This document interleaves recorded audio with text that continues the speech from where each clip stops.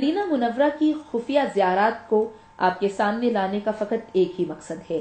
مدینہ منورہ میں بسنے والے مومنین حکومتی ناانصافیوں سے بہت تنگ ہیں اور کم دستی کے باعث ان خفیہ زیارات کی حفاظت مجبوراً نہیں کر پا رہے۔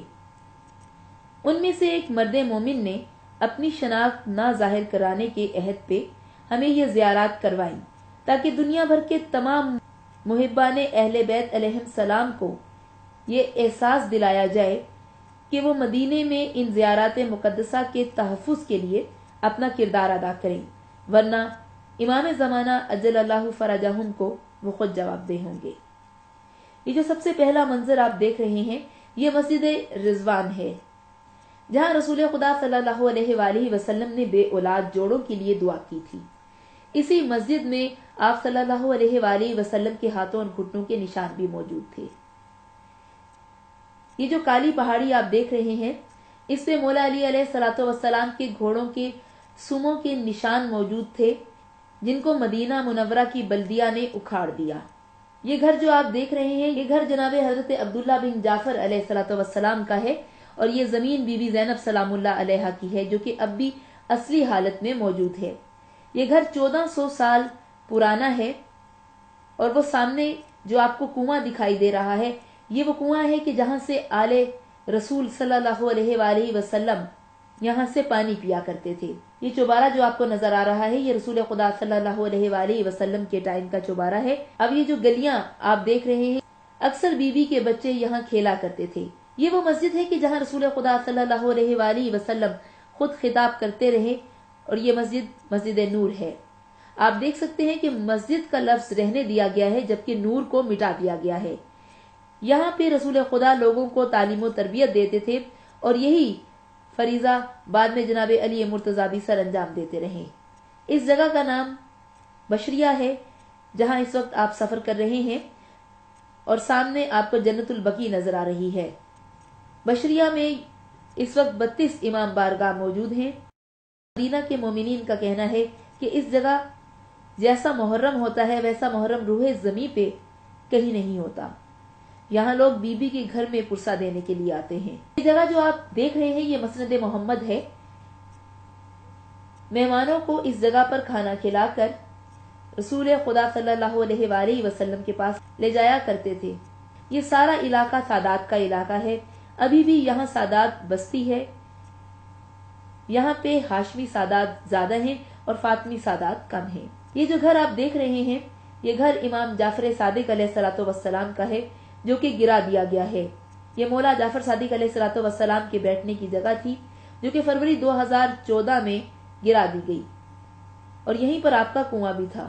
یہ تمام گھر جو آپ دیکھ رہے ہیں ان میں سے کافی گھر ہاشمی اور فاطمی سادات کے ہیں، جنہیں سعودی گورنمنٹ خالی کرانا چاہتی ہے۔ یہاں پہ بسنے والی سادات بہت غریب ہیں، انہیں اس جگہ کی 3 گنا زیادہ قیمت دے کر مدینے سے ذرا ہٹ کے وہاں بسانا چاہتی ہے، تاکہ یہاں پہ موجود آئمہ علیہ السلام کی تمام نشانیوں کو مٹایا جا سکے۔ یہ باغ جو آپ دیکھ رہے ہیں یہ امام موسیٰ کاظم علیہ الصلوۃ والسلام کا باغ ہے، اور اس جگہ امام موسیٰ کاظم علیہ الصلوۃ والسلام کا وہ کنواں بھی آپ کو دکھائی دے رہا ہے کہ جو کہ ان کے استعمال میں ہوا کرتا تھا۔ یہ جو کالے کالے پتھر آپ کو نظر آ رہے ہیں یہی مولا امام موسیٰ کاظم علیہ الصلوۃ والسلام کے گھر کی باقیات ہیں۔ آج بھی اس باغ کی کھجوریں سادات استعمال کرتی ہے۔ یہ وہ راستے ہیں جہاں رسول خدا صلی اللہ علیہ وآلہ وسلم گزرا کرتے تھے، اور اسی جگہ پہ زوجہ رسول بی بی ماریہ قبطیہ کا بھی گھر ہے، اور ساتھ میں امام موسیٰ کاظم علیہ الصلوۃ والسلام کی زوجہ بی بی نجمہ خاتون مادر امام رضا علیہ الصلوۃ والسلام کی قبریں بھی موجود ہیں۔ یہ جو آپ راستے دیکھ رہے ہیں یہاں سٹریٹ لائٹس بھی نہیں ہیں۔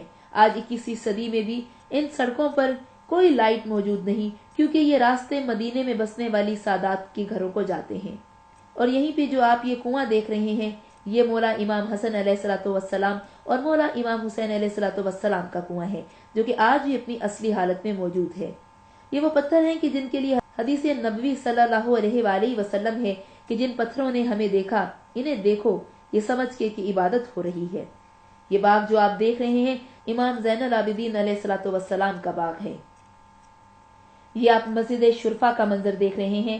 مسجد شرفا میں رسول خدا صلی اللہ علیہ وآلہ وسلم نماز پڑھا کرتے تھے اور یہ آج بھی اپنی اصلی حالت میں موجود ہے۔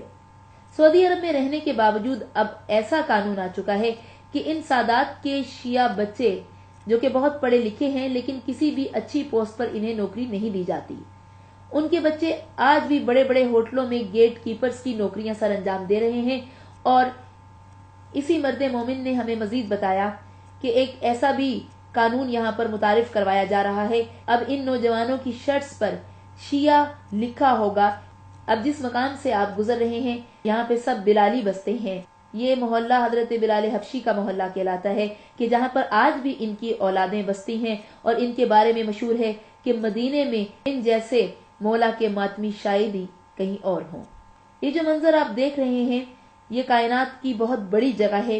یہ سامنے والا گھر مولا سجاد علیہ الصلوۃ والسلام کا ہے کہ جب آپ کربلا سے واپس آئے تو یہ آپ کے بیٹھنے کی جگہ تھی، ایک آپ کے رونے کی جگہ ہے جسے بیت الحزن امام سجاد علیہ السلام کہتے ہیں، یہ جگہ آپ کے بیٹھنے کی جگہ ہے کہ جب مولا کربلا سے واپس آئے تو اس گھر میں مولا کو رکھا گیا کہ جس کے بارے میں امام سجاد علیہ السلام نے یہ کہا کہ کیا اب بھی میری قید ختم نہیں ہوئی۔ یہی وہ مقام ہے کہ جہاں پر لوگ آپ سے پوچھا کرتے تھے کہ مولا کربلا میں آپ کے ساتھ کیا ہوا، اس پر کبھی مولا جواب دیتے اور کبھی غش کھا کے گر جاتے تھے۔ یہ باغ جو آپ دیکھ رہے ہیں